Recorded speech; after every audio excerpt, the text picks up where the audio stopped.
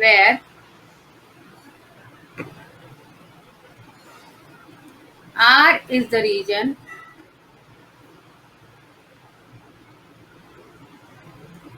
enclosed by ellipse. Okay, अभी ellipse कैसा है?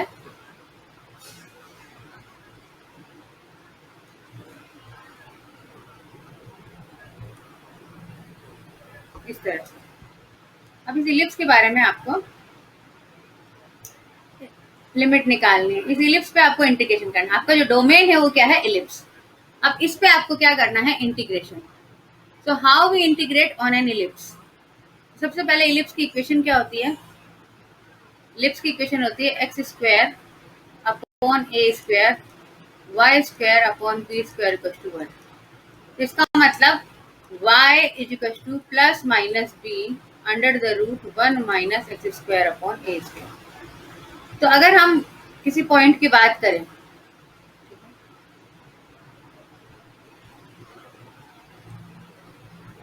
तो यहाँ पर आपका y क्या होता है? My plus b under the root 1 minus x square by a square, और नीचे क्या होता है? y is equal to minus b under the root 1 minus x square by a square. ठीक है ना? किसी भी पॉइंट पे y इसी तरह से कैलकुलेट होता है। और ये हमारी स्ट्रिप है, तो इस स्ट्रिप की हाइट क्या है? इस स्ट्रिप की हाइट ऊपर से प्लस बी में है, नीचे माइनस बी में है। और यहाँ अगर हम देखें तो यहाँ पर आपका x is equal to minus a है और ये x is equal to plus a है। ठीक है, तो अब इसके बीच आपको इंटीग्रेशन करना है। तो मतलब हमारा जो गिवन इंटीग्रेशन है that can be written as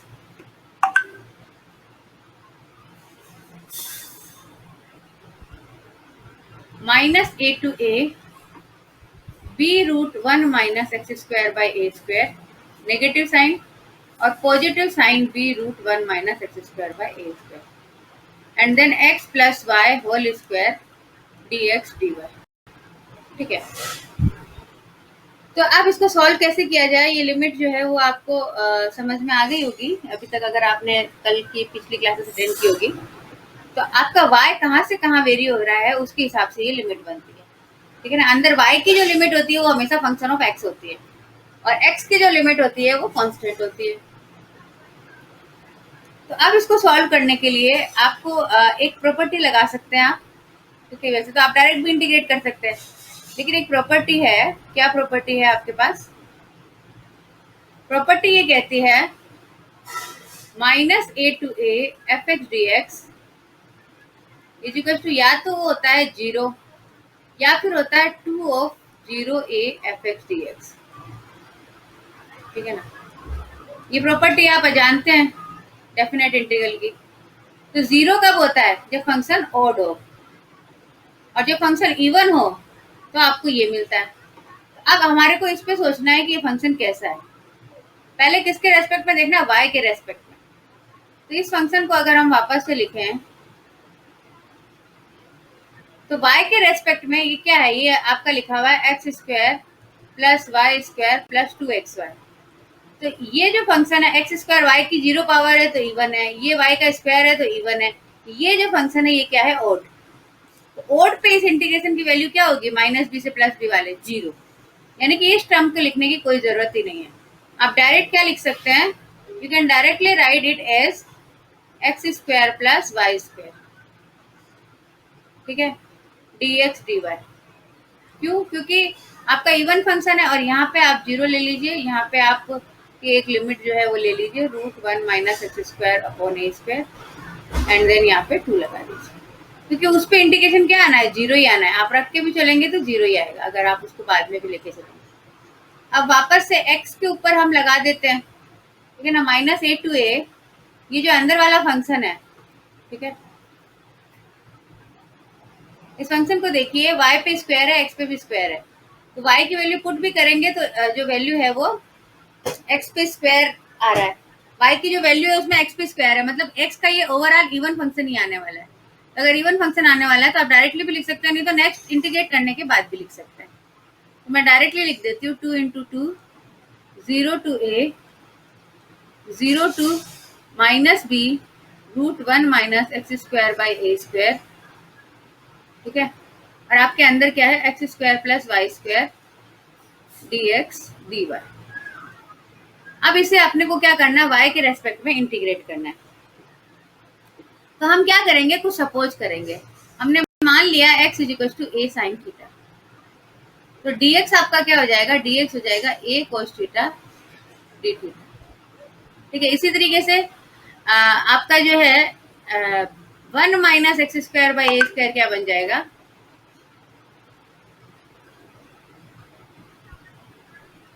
1 minus sine square theta that is equal to cos square theta, ठीक है ना।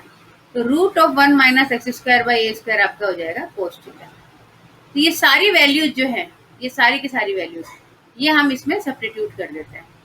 तो ये आपके आ जाएगा 4 0 टू a, ठीक है।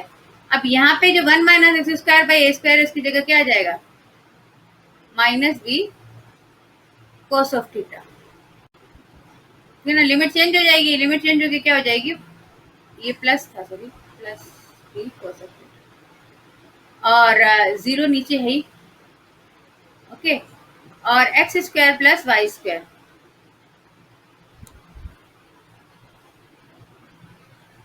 अच्छा एक बार इंटीग्रेट करने के बाद पुट करते तो ठीक रहता, चलो कोई बात नहीं, एक स्टेप मैंने जल्दी कर दी।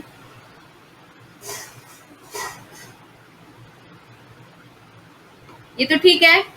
यहाँ पे हम क्या करेंगे, एक बार इंटीग्रेट कर देते हैं, तो ये आ जाएगा x square y plus y cube by 3, और जो लिमिट है वो अब आपकी क्या हो जाएगी, 0 टू बी कोस थीटा, ठीक है। और dx dy की जगह आपका, dx की जगह क्या आ जाएगा, dy तो इंटीग्रेट कर दिया है हमने, dx बचा है, dx की जगह आ जाएगा a cos theta d theta. आपने पहले y के रेस्पेक्ट में इंटीग्रेट किया, इंटीग्रेट करने के बाद में इसकी जो लिमिट है उसे आपने चेंज कर दिया, क्यों, क्योंकि इतना बड़ा बड़ा एक्सप्रेशन हम कहाँ इसमें सब्स्टिट्यूट करते रहेंगे, तो हमने इसको चेंज कर दिया, ठीक है। तो फाइनली जो आपका रिजल्ट आएगा, इसको मिनिमाइज कर देती हूँ, ठीक है। तो अब ये जो है, इस इंटीग्रेशन को आप क्या लिख सकते हैं उसके बारे में बात करते हैं, ठीक है। इस इंटीग्रेशन को मैं नेक्स्ट पेज पे ले चलती हूँ, और फिर इसको आगे सॉल्व करते हैं, ओके। अब यहाँ पे इस इंटीग्रेशन को मैं नेक्स्ट पेज पे लेके चलती हूँ क्रॉप करके,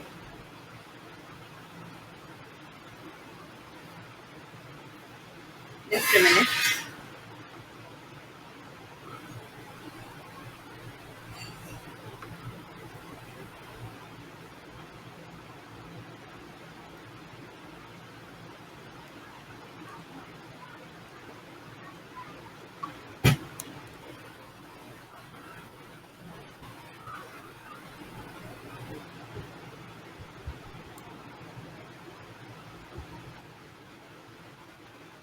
यहाँ पेस्ट हो चुका है,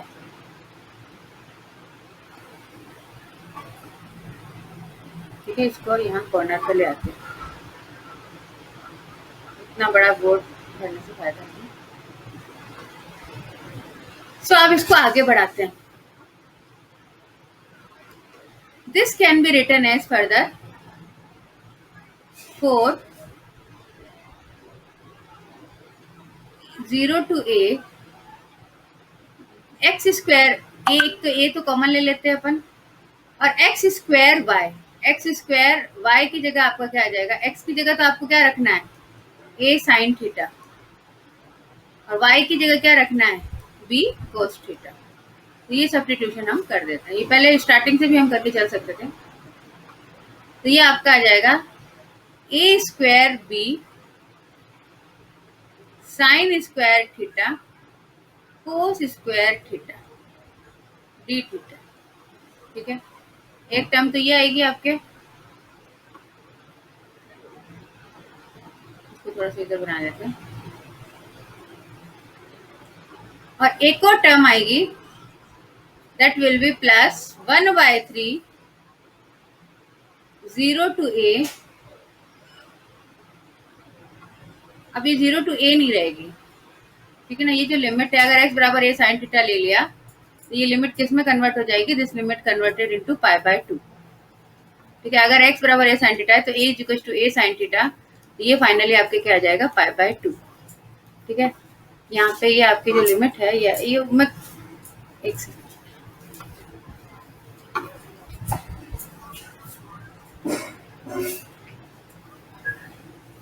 ठीक है, और यहाँ आपके पास में क्या है, y क्यूब की जगह आपका क्या आएगा, y क्यूब था b cube sine cube theta. Okay, तो ये दो इंटीग्रेशन बन जाएंगे, b cube cos cube, sorry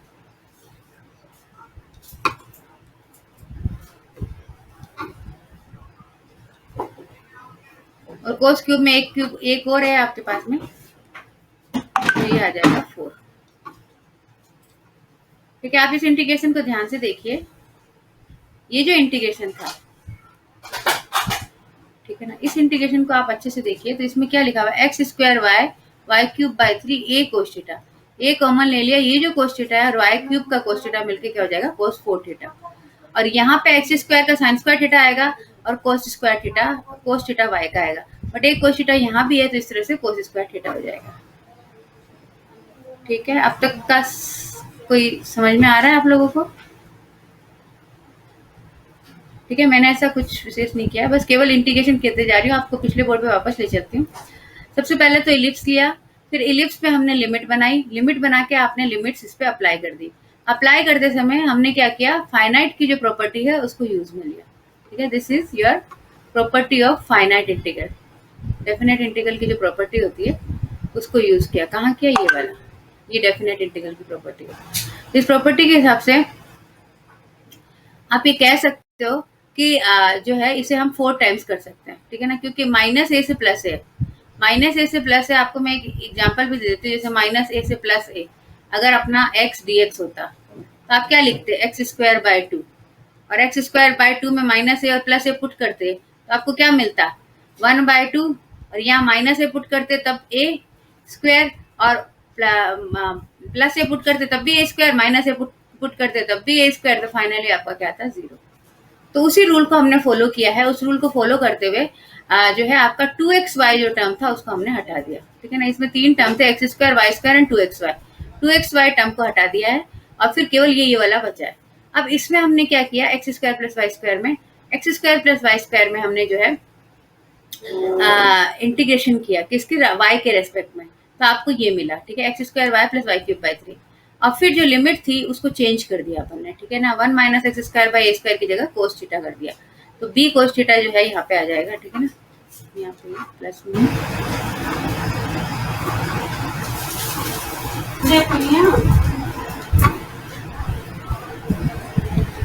okay, this is positive b. और फिर जब हमने इसको इंटीग्रेशन किया तो आपको ये टर्म मिली। अब यहाँ पे आप ध्यान से देखिए, एक्स की जगह आपको क्या पुट करना है, एक साइन थीटा, और अब एक्स की जगह अगर ए साइन थीटा पुट करना है तो इसका मतलब ये क्या होना चाहिए, this must be your pi by 2। Okay, ये जो लिमिट है चेंज होगी, क्या हो जाएगी, पाई बाय 2। शुरू से पाई बाय 2, जैसे आप ये सब्स्टिट्यूशन करेंगे तो ऊपर नीचे वाली लिमिट तो 0 हो जाएगी, ऊपर वाली लिमिट पाई बाय 2।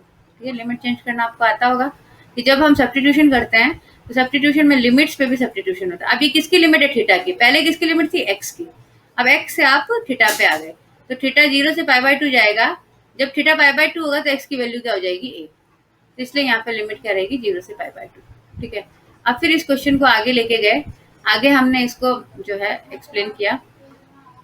ये इमेज है क्या, हाँ है, तो इसको थोड़ा बड़ा कर देती हूँ।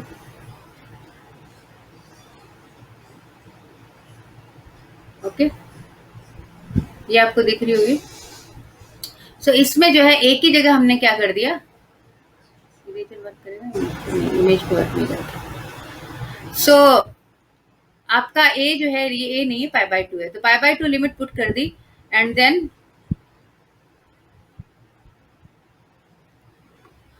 फिर उसके बाद आपने क्या किया, इसको सिंप्लीफाई कर दिया। ठीक है, पाई बाय 2 लिमिट पुट करके अब आप इसका इंटीग्रेशन फाइंड आउट करना चाहते हैं।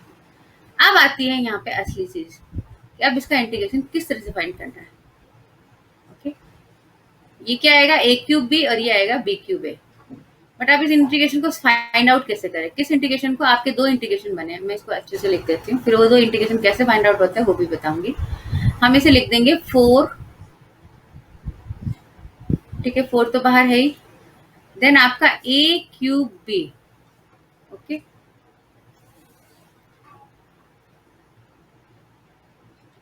ए क्यूब बी,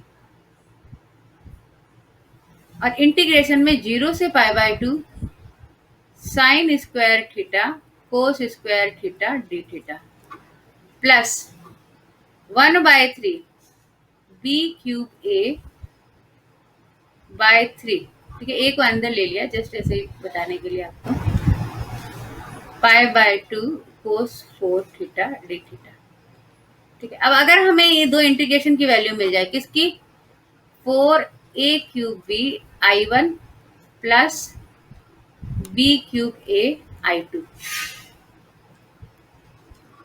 तो हमारा काम हो जाए।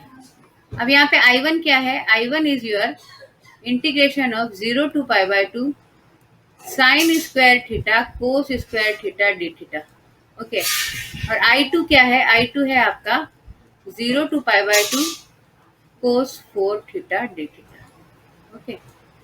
तो अब इन दोनों इंटीग्रेशन को हमें कैसे भी फाइंड आउट करना है, तो इसके लिए आपके पास में एक मेथड है, और वो मेथड क्या है वो मैं बताने वाली हूँ, ठीक है। तो उसके लिए आपके पास क्या मेथड है कि आप गामा फंक्शन यूज करेंगे। क्या फंक्शन यूज करेंगे, गामा फंक्शन।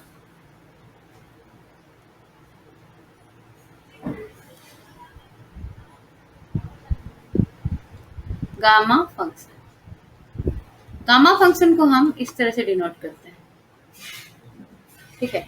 और इसकी प्रॉपर्टी है कि गामा n प्लस 1 जो होता है वो आपका n गामा n के बराबर होता है, ठीक है। यहाँ पे n कुछ भी हो सकता है, पर सपोज n आपका क्या है, इंटीजर है, और वो भी पॉजिटिव, ठीक है। तो जैसे आपको निकालना है सपोज गामा 5 निकालना है, ठीक है। यहाँ पे गामा 1 की वैल्यू जो होती है वो होती है 1, और गामा 0 भी डिफाइन होता है 1, ठीक है, ये आपकी लास्ट वैल्यू पता है। ये रिकर्सिव फंक्शन है, तो गामा 5 क्या होगा, गामा 5 को लिख सकते हो आप 4 गामा 4, फिर आगे गामा 4 को क्या लिख सकते हो,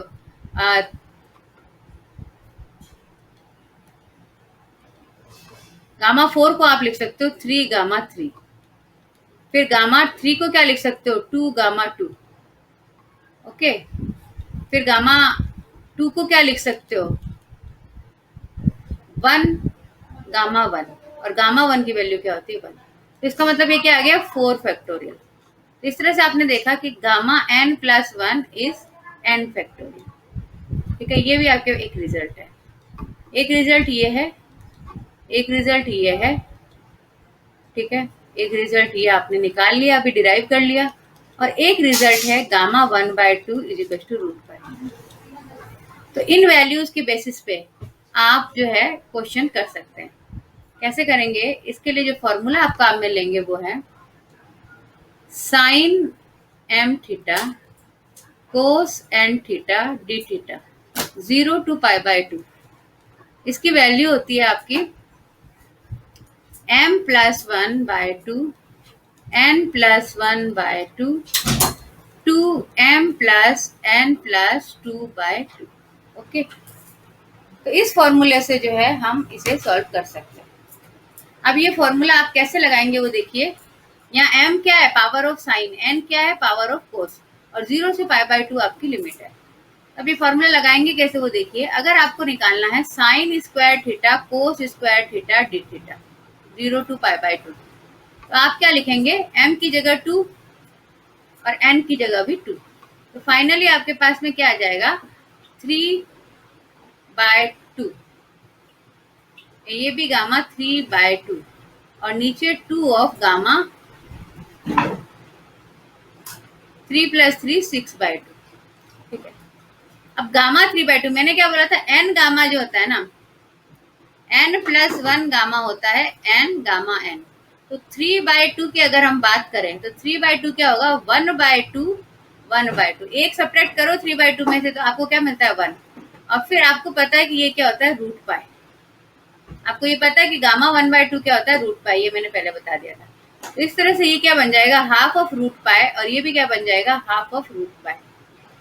और नीचे आपका क्या है, 2 गामा 3, ठीक है ना। और गामा 3 क्या होता है, गामा 3 होता है 2 फैक्टोरियल, यहाँ पे आ जाएगा 2 फैक्टोरियल। तो फाइनली आपके पास में आ जाएगा पाई अपॉन 16, ठीक है। तो ये आपका किसकी वैल्यू हो गई, I1 की। इसी तरीके से हम I2 भी निकाल लेते हैं। I2 में क्या है, 0 to π/2 cos 4 theta d theta. अब m की वैल्यू तो हो गई 0 और n की वैल्यू हो गई 4। तो आप क्या रखेंगे, 1/2, 0 रखा तो 1/2 आ गया, और फिर 4 रखा तो 5/2 आ गया, और फिर 2 और 5 और 1 6/2, ठीक है। ये है आपके पास में। तो नीचे तो गामा 3 का 2 फैक्टोरियल आ जाएगा, और ऊपर में 1/2 का रूट पाई आ जाएगा, और 5/2 को क्या लिख सकते हैं, 3/2 एंड गामा 3/2। और गामा 3/2 की वैल्यू अभी निकाली थी हमने, तो रूट पाई, ठीक है। रूट पाई और रूट पाई क्या बन जाएगा, रूट पाई और रूट पाई आपका बन जाएगा पाई। एक रूट पाई इसका आएगा, एक रूट पाई इसका आएगा।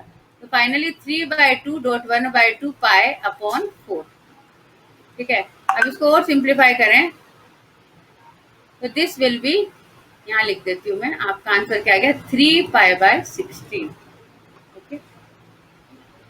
ये क्या हो गई, I2 की वैल्यू। तो I2 और I1 दोनों मिल गए आपको, ओके। अभी मैं इसको स्मॉल करके दिखा देती हूँ। I2 और I1 दोनों मिल गए। अब हमारा जो क्वेश्चन था उसमें इन वैल्यूज को रख देंगे and you will get your answer, ठीक है। तो आपको याद क्या करना है, याद ये करना है कि एक तो ये फॉर्मूला आपको याद होना चाहिए कि sine m theta cos n theta d theta इसके बराबर होता है, ठीक है। दूसरी ये चारों प्रॉपर्टीज, ठीक है, ये फर्स्ट प्रॉपर्टी, और ये आपकी जो है सेकंड प्रॉपर्टी, ये थर्ड प्रॉपर्टी, और ये फोर्थ प्रॉपर्टी। और इन प्रॉपर्टीज और इस फॉर्मूले को यूज करके आप किसी का भी आंसर निकाल सकते हैं।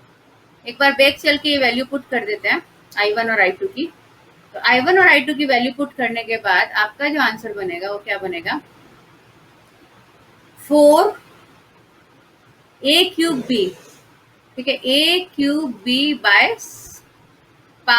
16, और यहाँ 3 से 3 कैंसिल हो जाएगा, और ये आ जाएगा b³ a π/16।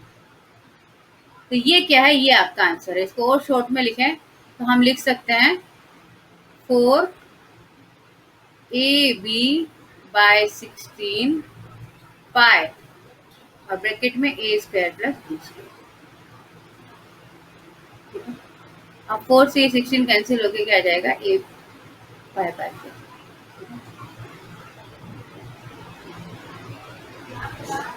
तो इसको मैं और अच्छे से लिखूं तो हम लिख सकते हैं 1/4 पाई ab a² + b²। तो this is your answer of the question. तो इस तरह से आपका ये क्वेश्चन कंप्लीट होगा। सबसे बड़ा क्वेश्चन है ये, इसमें आपको गामा फंक्शन भी यूज करना पड़ेगा और साथ में प्रॉपर्टीज भी यूज करनी पड़ेगी, और फिर फाइनली ये आंसर आ जाएगा। ये एग्जाम्पल बहुत इंपॉर्टेंट है, और अगर ये समझ में आ गया तो फिर बाकी क्वेश्चंस भी आप आराम से कर लेंगे, ओके।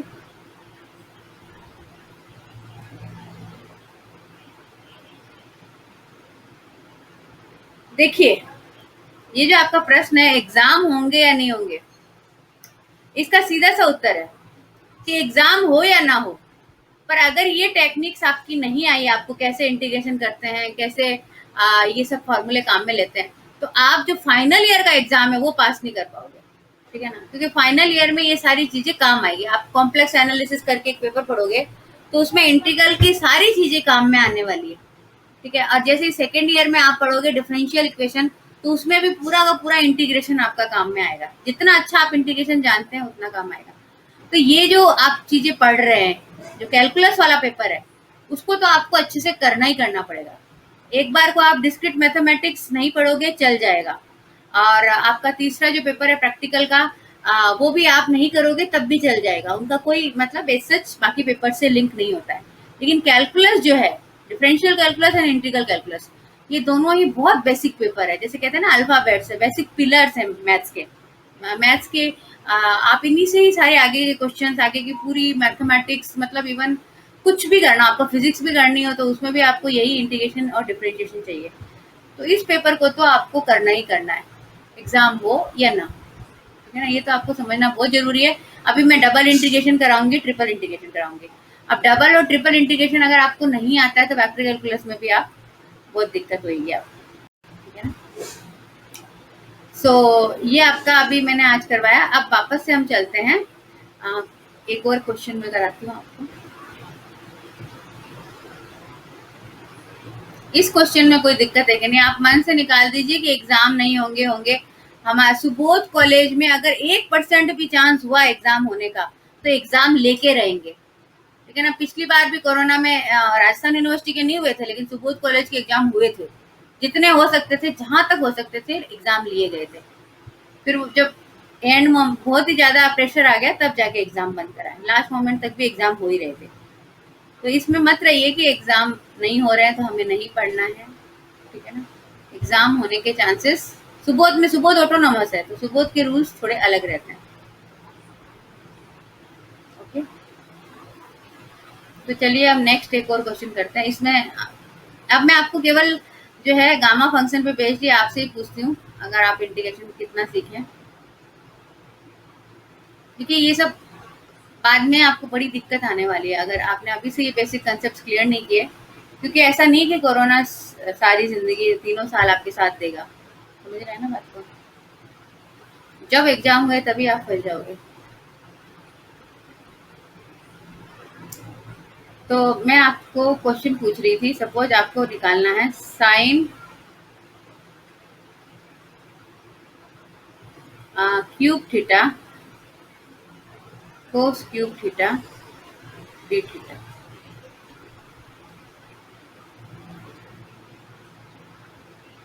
इसको फॉर्मूले में रख के और वैल्यू निकाल के बताओ। फॉर्मूले में तो मैं रख देती हूँ 3+1/2, 3+1/2, ठीक है। वो एक सेकेंड, जस्ट मिनट रुकना।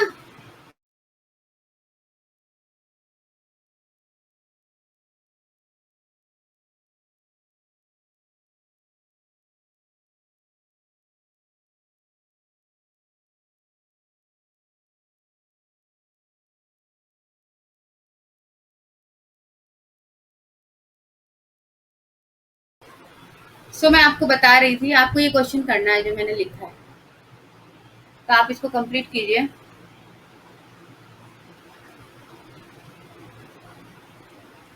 m+n6+2/2, इसको सिंप्लीफाई करके फटाफट आंसर बताइए आप। 1/12,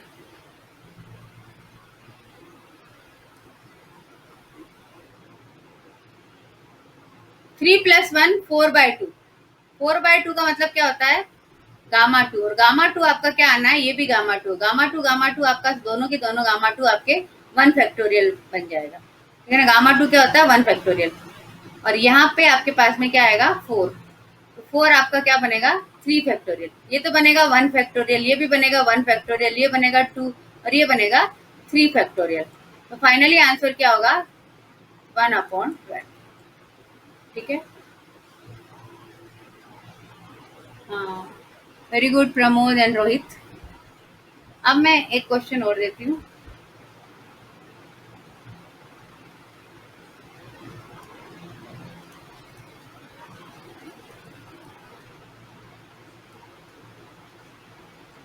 इसको सॉल्व करके बताइए।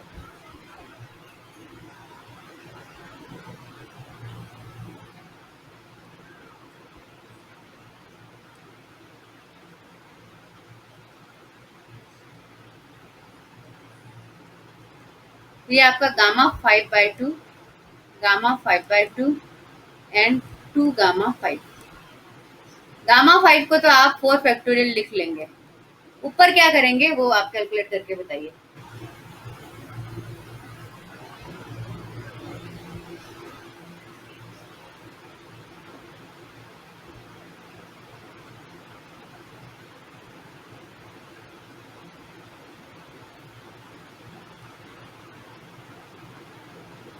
यस, इसको सॉल्व करके बताइए। गामा फंक्शन काम आता ही रहेगा कंटिन्यूस। 5/2 में 1 माइनस करते हैं ना तो आपको 3/2 मिलता है, ध्यान रखना इस बात का। और 3/2 में 1 माइनस करते हैं तो 1/2 मिलता है। यानी कि 5/2 को आप क्या लिख सकते हो, 3/2 प्लस 1। और n+1 की प्रॉपर्टी आपको पता ही है, n गामा n। इन सब बातों का ध्यान में रखते हुए आपको क्वेश्चन को सॉल्व करना है।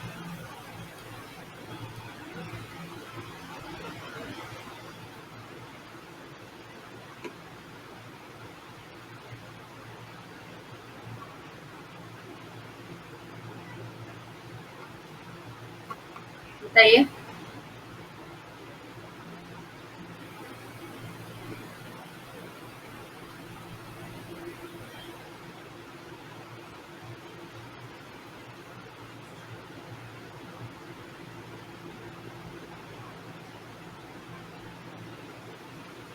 गामा की प्रॉपर्टी लगाइए। 3π/256। यस, ये आंसर आने के चांसेस तो हैं। इसी तरह का कुछ आंसर आएगा। इसमें बस एक ही चीज आपको जानने की जरूरी है कि what is the value of gamma 5/2। Gamma 5/2 की वैल्यू होती है, आप जो है कहाँ से स्टार्ट करेंगे, 3/2 से स्टार्ट करेंगे। 3/2 gamma 3/2, gamma 3/2 is 1/2, gamma 1/2 and this is √π। ठीक है, ये वैल्यूज यहाँ पे रखनी है।